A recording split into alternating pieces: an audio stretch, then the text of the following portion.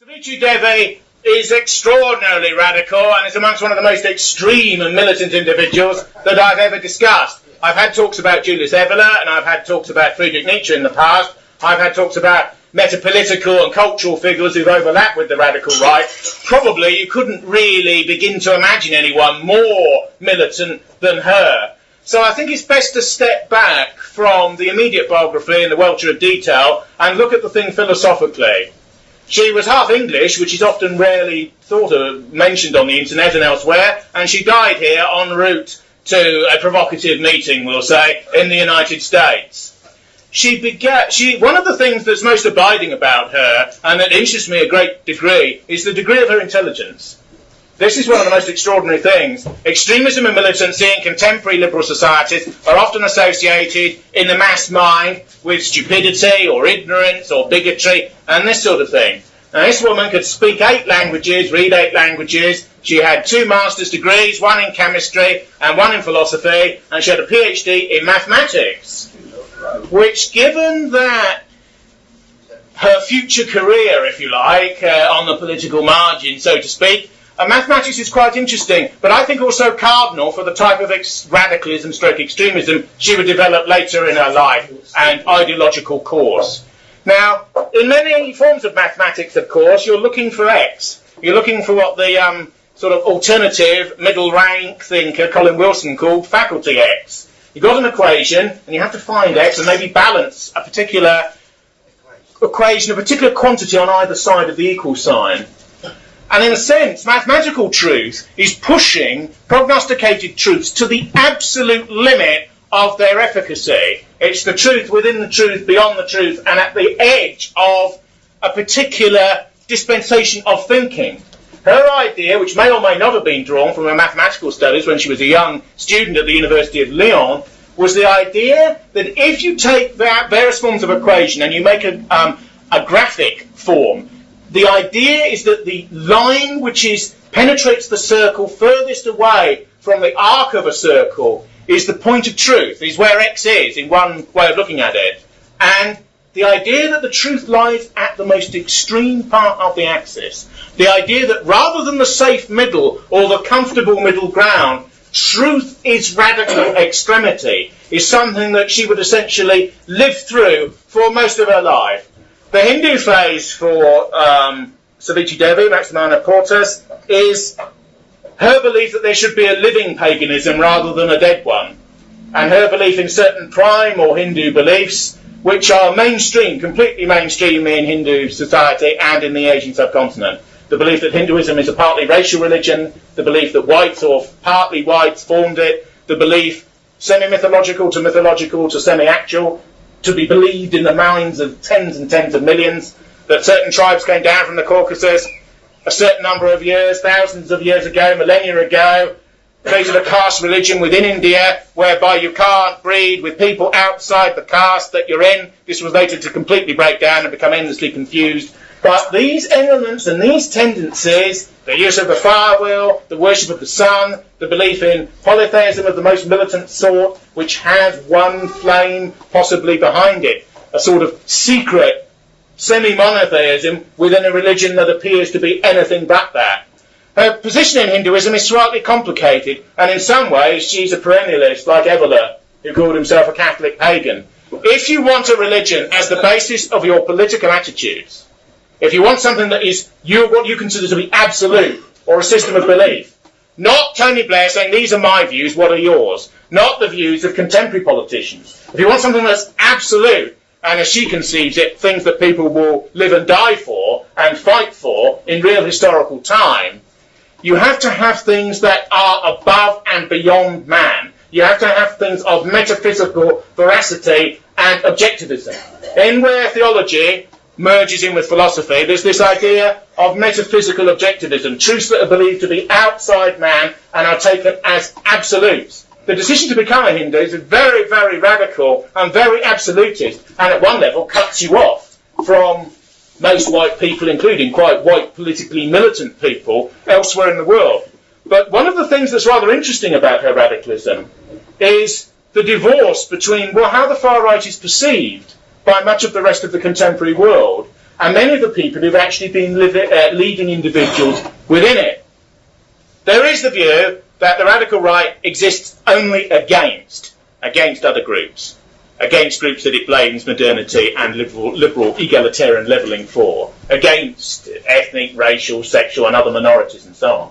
Her view, of course, is pretty much the other way round, in that these radical tendencies of opinion exist for things. And by virtue of being for things very radically, you will inevitably disprivilege and move slightly to the side that which you don't really approve of. So there's a degree to which her desire for an absolute culture that was non-Christian and that was still a living culture that hundreds of millions adhered to shows the depth of her extremity and the depth of her radicalism. There's also a degree to which she was very uninterested in Mussolini's Italy, or Franco's Spain, or Salazar's Portugal, or movements elsewhere. There was a certain comment and there was a certain interest. But it's noticeable that when she later came to adopt the view that German National Socialism was the recrudescence of extreme paganism in the Western world, for man, then and today and tomorrow, she came to that view unerringly, because her viewpoint always goes for the most extreme and the most militant option. In some ways, because her motivation is in many respects primarily religious, she's opposed to all forms of political temporising. What's called populism is the desire that you meet people halfway with the predilections that they already have. Radical right parties in Europe and elsewhere go to the population after 60 years of liberal beliefs, when virtually everyone has some sort of liberal belief system, no matter how marginal, even if it's only 2% of their beliefs. Populism goes to them as a political gesture and tries to hook the individual or group concerned and bring them into a more rightist, traditional, perennial, authoritarian, semi-democratic, patriotic nexus and so forth. Her view is very much anti-political in one sense. She believes in going for the most extreme and the most radical option in all areas. If she wants to be a pagan, she becomes a Hindu. If she wants to be a pagan in political modernity, she becomes a National Socialist. If she's a National Socialist, she supports the SS as the most militant part of National Socialism. Always with her, the most extreme, the most radical option, but not as emotional fervour, although there is a certain fervid quality to her prose, that can't be denied, but almost with a degree of mathematical logic and forethought, whereby the most radical position leads logically and inescapably to all other positions. So Devi's radicalism and the religious urge which exists behind it is evident from the very beginning. Many believe that she is attempting to create a religion out of Nazism. And indeed, many spokesmen on the radical right, like Reverend Piolov, have said that after the war. I do believe that a Hitler cult is being created, Reveille once said, by a knowledgeable woman of Greek ancestry.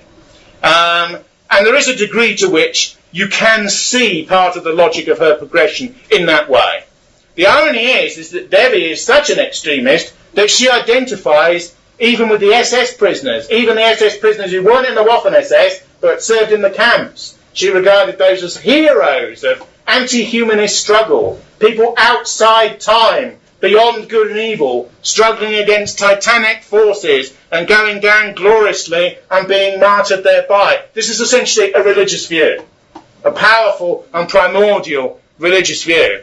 I see no logical connection, but I sense in Shia Islam there's a ceremony where people beat themselves and mutilate their foreheads and this sort of thing, and it's a trinity and a paroxysm. And in a way, she considers these forms of political movements to be the white equivalent of that. That's what she sees it.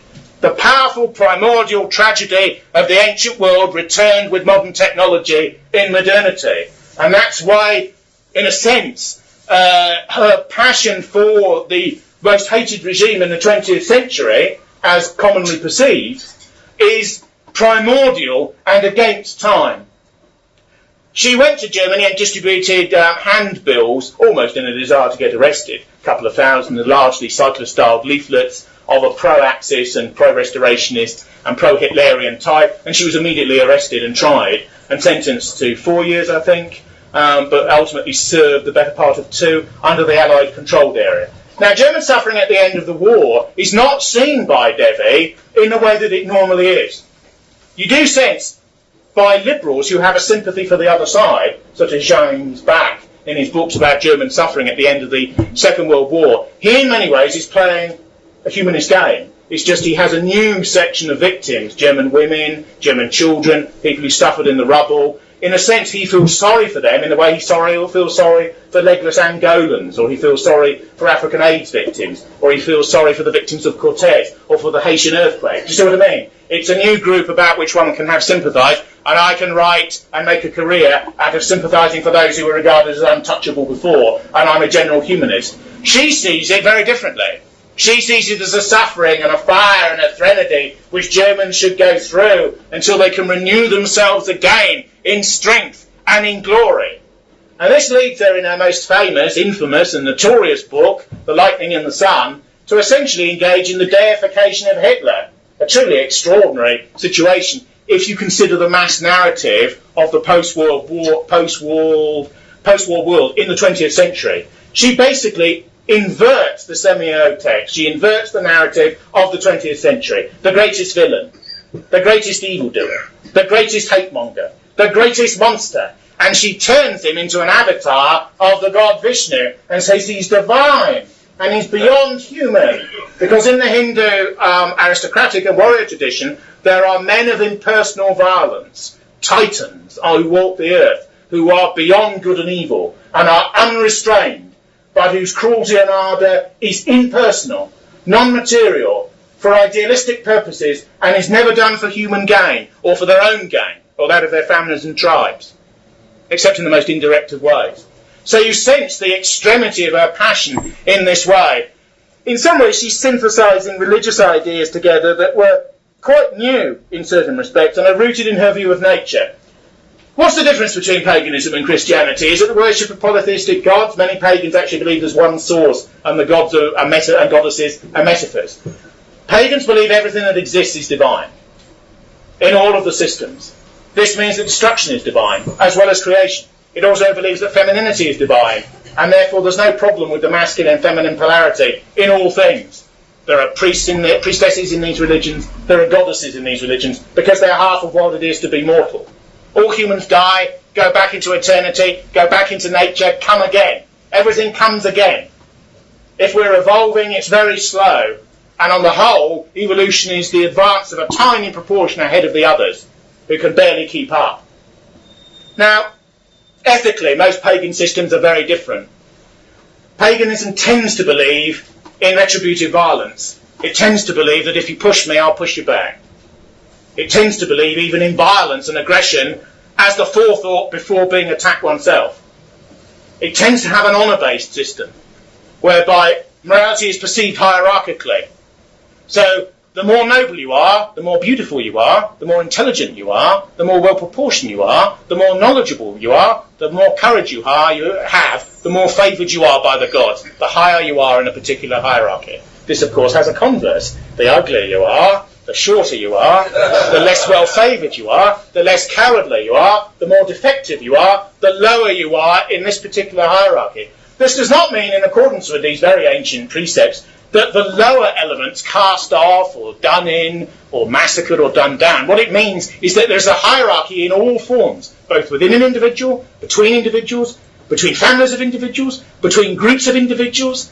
The hierarchy is everywhere, and no one's at the top in any one of the myriad hierarchies. Notice in all of this discussion, money and finance and how well you've done and how much money you've got is way, way down in the scale. And mercantile and purely successful forms are not despised because they're part of the whole. Every society has to have a merchant class, every society has to have a small bit of trade and banking and so on. But the worship of money and the belief that life is based upon making money is the inverse of her view. Now, Devi's basic political books are The Lightning and the Sun, which deals with three historical figures, Genghis Khan, Akhenaton and Hitler. She sees the one as a man of peace and the sun, another as a warrior and killer without any greater idea, and Hitler as a sort of a god and a devil combined, as a sort of Superman outside history. He is against time. He is sort of inhuman. he's considered as something semi-divine.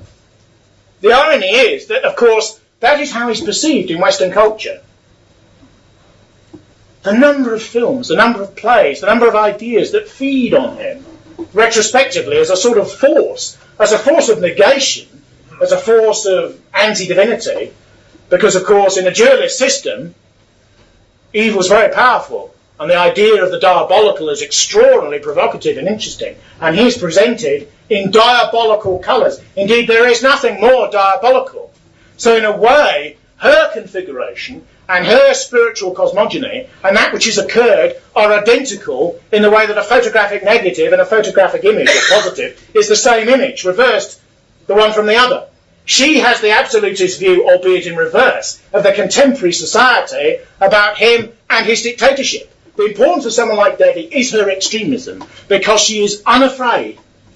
She was disappointed that she wasn't given the death penalty for distributing these handbills in Germany. Because, you see, she's a martyr. It's a sensibility that, in a sense, people are so far away from now, they can't even begin to understand.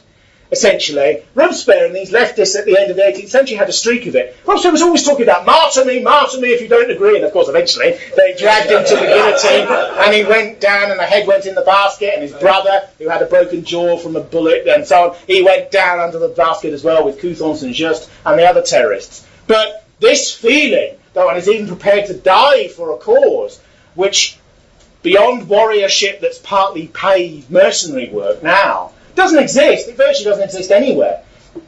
It's truly extraordinary. And in some ways it takes an outsider like her, a woman who goes to India and becomes a Hindu, who rejects Christianity, who's a fundamentalist pagan. Notice how many bridges she's crossed in relation to Western normality, just to do all that. It's almost the energy that sort of arcane and slightly occultistic path of extremity will lead you to, that adopts a woman, that allows a woman like this to adopt these sorts of positions. I think the reason why a lot of these elderly SA and SS and Wehrmacht and bureaucratic people who'd served the government and other allies in other countries who felt totally demoralised and totally dispirited and were totally crushed, many of them post-war, many of them were the pariahs of post-war life. What they saw in her, and she was an outsider really, even in relation to them, what they saw in her was somebody who defended them morally. That's why they responded to this little Greek woman in the way that they did, because she defended them morally when they regarded as the worst people of all, do you see? And that's probably the extraordinary thing. And Devi is important to me for two reasons. One is that she says that the people who are thought to be the most immoral on earth, in contemporary jargon and argot, may not be. And she provides philosophical and theological reasons for that. And even if you don't agree with that, as many of our people would not, there's a secondary position. And that is that the culture of self-hatred and funk and defeat must come to an end. If you look at many young white people now, they're interested in nature, they're interested in ecology, they're interested in animals, even animal rights, of which she was an early advocate, being a Hindu, of course. She didn't believe in using fur, she didn't believe in eating meat, or eggs, or fish. She was absolutist, as Hitler was. All vivisection was banned in Germany, and the most green and ecological laws were just passed. Business had to obey them, they were just passed, there was no discussion. And they worked around them, as businessmen always do. But primordial green views were passed. Enormous forests were planted around German cities and so on. The interesting thing is the emergence of the Green Movement in post-war Germany, which taps culturally to the left, because communism can't exist in West Germany because there's an invidious communist state in East Germany. So leftism takes a green form in West Germany. And yet green ideas are not left-wing. Deep green ideas, as they're called, are primordial and pagan, insert with a small p, and very, very right-wing. She wrote a book called The Impeachment of Man, which is, again, because she's always so extreme, one of the most extreme vegetarian... she wasn't a vegan technically, but quasi-vegan works that you could ever imagine. And one of her most interesting attitudes towards National Socialism is the belief that there are two forms of it. There's the exoteric form that the masses understand, which is a particular group that's responsible for postmodernity and one doesn't like in an a priori way, certain attitude towards nature, hierarchy, militarism, extreme patriotism, semi-worship of the state, that the nation and the state are considered to be contiguous, hostility to modernism in art, green ideas, and so on. But there is an inner. Those are the views that, when they're viewed in a very negative way, the present anti-fascist society has. It's all negative. They don't like persons of colour. They don't like homosexuals. They don't like this. They don't like that. They were eugenicists and dysgenicists. Da-de-da-de-da. She also believes and posits the idea that there was an inner version. And that is the achievement of something that's beyond man as he presently is.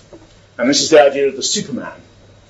Now, various academics, such as Goodrich Clark, have expatiated at great length about the occult roots of National Socialism and pagan and magical ideas, irrationalist ideas, objectivist philosophical ideas which are theological and regarded as irrational by contemporary modernity. Don't forget, these sorts of notions act upon the will.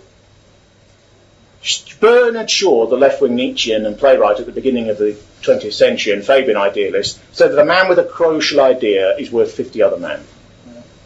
And essentially that is the fact. The reason the Islamic world is so strong now, and the reason that some whites, even underneath their hostility, have an attraction to it, is because people are prepared to believe and kill and die for their beliefs. And that gives a power. It gives a power. It gives a resonance. When Blair says that we're prepared to fight for tolerance, I'm not prepared to fight for tolerance. But I'm prepared to fight for the people that existed on this island before me. And I'm alive now, and I'm a continuation of that. So one is prepared to fight for certain things and not for others. And I think that will, identity, spirit, and idealism in a woman who will be considered to be essentially insane by mainstream modernity, I mean, let's not beat about the bush, is very instructive, because in her sort of messianic post-sanity, there lies a redemptive element. I've always been an extremist, ever since I was very young. And that's quite unusual. You know, my father was a bank manager. I came from a very ordinary bourgeois background. When I was 18, he said, keep your head down, son. Never get in the papers. Never do anything that will cause any trouble. Never do anything that will cause people to dislike you. And spend your entire life making money. That was the advice I was given. And I'm not demonising him. He's a representative of thousands and thousands of other people saying exactly the same thing. And I have never believed that that's what life is about. I've never believed that that's what life is about. Life is about death. I'm essentially a religious person in an atheist age. The religions of my society have collapsed. That's why I'm a Nietzschean, you see, because you begin to rebuild from yourself, because there's nothing else left. There's nothing else left. And with somebody as extreme as her, even I don't concur with necessarily all of her views, the power and the purity and the obsessionality of her religious belief in the redemption of this civilization is very instructive and very revealing, and is a sort of moral dynamite in comparison to everything that's taught in every school and every college and every university now. I'll leave you on this thought. I remember that film, that French film about the men who carry the nitroglycerine across the desert, Wages of Fear, and the slightest bump and the slightest crevice, and there are some tiny pittance of a wage for doing this, you know, from some pitiless boss who never really appears. And they're there in the sun and the heat and the dust, and the slightest thing can cause the thing to blow up, and they've got the courage to go on because they must go on, because to stop is to be defeated by the thing, and it might go off then anyway. And you keep on going, and you keep on pushing. And I personally think that she's a redemptive sort of acid or alkaline solution to reverse it, to everything you've been taught, and everything that your history teacher said to you at pre-A level, and everything you see on the BBC.